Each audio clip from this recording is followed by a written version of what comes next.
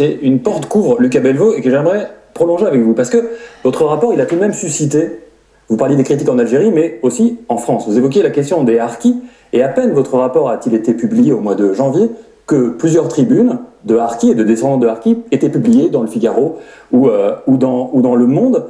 J'aimerais, Camille, qu'on revienne sur ces tribunes et après vous poser la question, peut-être qui fâche, à savoir est-ce que les harkis sont les victimes collatérales de ce rapprochement entre la France et l'Algérie? Parce qu'il y a une tribune particulièrement signée par des femmes et des filles et des femmes de harkis, ces auxiliaires de l'armée française pendant la guerre d'Algérie. 50 d'entre elles reprochent le fait que votre rapport propose de panthéoniser une femme, Gisèle Halimi, une avocate célèbre qui s'est illustrée en faveur des militants indépendantistes algériens, mais qui a aussi affiché à plusieurs reprises, selon elle, son mépris envers les harkis. Elle s'adresse à vous dans une tribune qui a été publiée par Le Figaro, Benjamin Stora. Selon elle, votre rapport obéit davantage à des motifs politiques plutôt qu'à des raisons historiques. Elle vous demande clairement si vous souhaitez réellement une réconciliation de ces mémoires. Est-ce que vous comprenez la colère de ces femmes ? Oui, bien sûr, il y a beaucoup de colère. Hein. Il n'y a pas que la colère de ces femmes, il y a énormément de colère. Les appelés du contingent. Mais sur la question des harkis et en particulier de la panthéonisation de Gisèle Halimi, oui, qui est un sujet qui fâche, clairement. Oui, sur Gisèle Halimi, vous citez la pétition des 50 femmes de harkis. Il y a 50 000 femmes qui ont signé pour la panthéonisation de Gisèle Halimi. Qui par ailleurs est une très grande féministe, etc. Voilà, donc c'est la question de passer. Regarder les proportions au niveau des signataires, quand même. D'autre part, moi j'avais rencontré des associations de descendants de harkis qui n'étaient absolument pas opposées à cette panthéonisation. Donc il faut aussi mesurer le fait que c'est une mouvance extrêmement éclatée. Les harkis, on ne peut pas réduire à une seule organisation. Il y a beaucoup d'autres gens chez les descendants de harkis, chez les enfants de harkis qui ont 60 ans aujourd'hui. Oui. C'est pas des enfants de 18 ans. Qui eux disent c'est pas le sujet pour nous. Benjamin Stora, le sujet, c'est la reconnaissance de la dignité et le respect qu'on doit à nos morts, à nos parents, etc.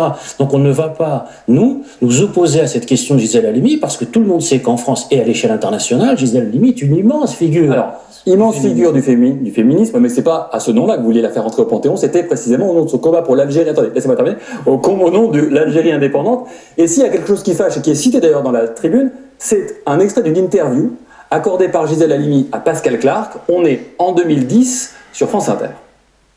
La femme n'est jamais, selon vous, la meilleure ennemie de la femme. Ça n'arrive pas, des choses comme ça?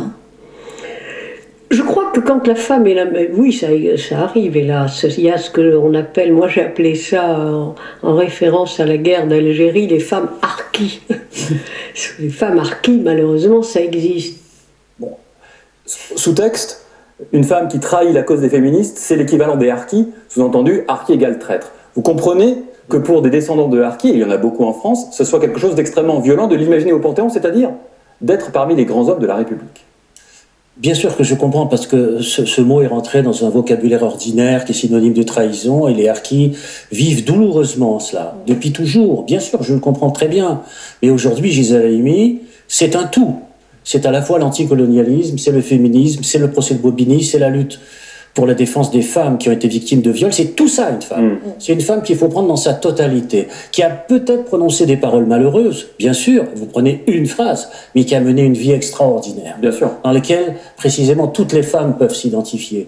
Dans la mesure où elle a mené ses combats successifs, si Jean-Pierre Daroussin y faisait allusion, dans des générations différentes. Des générations de femmes qui se succédaient les unes derrière les autres et qui, précisément, portaient à chaque fois un combat extraordinaire. Elle l'a pas mené seule, elle l'a mené avec Simone de Beauvoir. Ça, il faut pas l'oublier, la question de l'Algérie. Mais ça dit quand même à quel point cette question est sensible et que les mémoires, même si vous n'avez heureusement pas de menace de mort, ne sont pas totalement apaisées. Dans votre film, Lucas Bellevaux, vous passez pas sous silence le drame harki, puisque toute la fin, il y a vraiment la question de la trahison de la France, de ces harkis abandonnés sur place.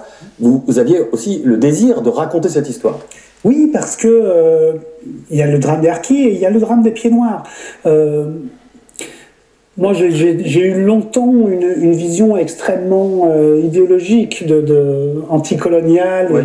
de cette histoire-là. Et dès que j'ai commencé à regarder un peu, à lire les livres de Benjamin, d'autres, etc., on se rend compte que, et puis les archives aussi, on lit dans la presse de l'époque des hommes politiques qui disent des choses sur les pieds noirs, mais ahurissantes, sur les rapatriés, Gaston Defferre notamment, des horreurs, des horreurs. Aujourd'hui, ils seraient condamnés pour ce qu'ils ont dit. Alors que les rapatriés qui arrivent sont des réfugiés. Ils ont tout perdu. Et c'est des générations successives de réfugiés qui s'incarnent à travers eux. La plupart étaient déjà réfugiés en Algérie, sont à nouveau réfugiés ici. Et la France a été, enfin, ou les Français ont été d'une injustice terrible avec ces... Et donc il faut parler de ça, il faut le dire comme ça. Il faut arrêter de sous-entendre qu'ils sont responsables de la guerre. Non. Et on sent bien dans votre film que vous refusez vraiment, pour le coup, tout manichéisme. Oui, et c'est ça aussi qui rend votre film, je crois, intéressant Je historiquement. pense que c'est une des guerres les plus stupides de l'histoire, quand même. Elle est à contre-courant de tout, c'est un point invraisemblable.